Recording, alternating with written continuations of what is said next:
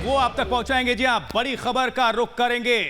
Christian Michel की जमानत रद्द कर दी गई है, खारिज कर दी गई है। जमानत याचिका खारिज। ऑगस्टा वेस्टलैंड मामले में ये बड़ी खबर, आरोपी है क्रिश्चियन मिशेल और उसको लेकर ये बड़ी खबर। कोर्ट ने मिशेल की अर्जी रद्द कर दी है, जमानत याचिका हुई खारिज। इस वक्त की सबसे बड़ी खबर अगस्टा वेस्टलैंड मामले में, अगस्टा केस में आरोपी है क्रिश्चियन मिशेल और मिशेल की जमानत याचिका रद्द हो गई है, खारिज हो गई। कोर्ट ने मिशेल की अर्जी रद्द कर दी है।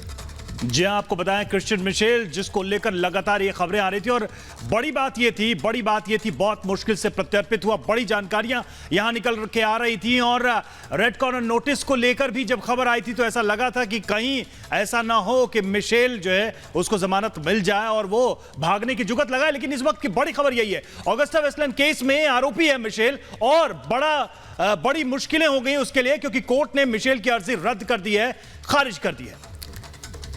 हमारे साथ अखिलेश भी जुड़ गए हैं फोन लाइन पर, उनसे भी बात कर सकते हैं। अखिलेश, ये जो अर्जी दी गई थी उसको खारिज कर दिया गया है, तो बड़ा झटका क्रिश्चियन मिशेल के लिए, लेकिन काफी अहम सुराग उससे मिल रहे हैं। तो सीबीआई, ईडी, उन तमाम लोगों को जो जांच एजेंसियां हैं उन्हें मदद मिलेगी इससे?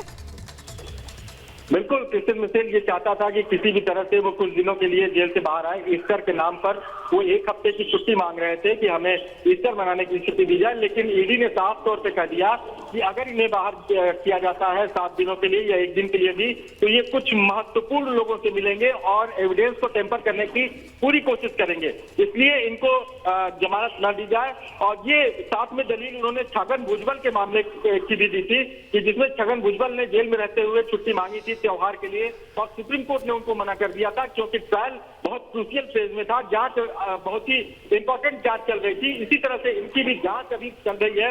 कई तमाम लोग पकड़े जा चुके हैं, आपने देखा होगा इस मनी ट्रेल में बहुत से लोग शिकंजे में आए हैं ईडी के।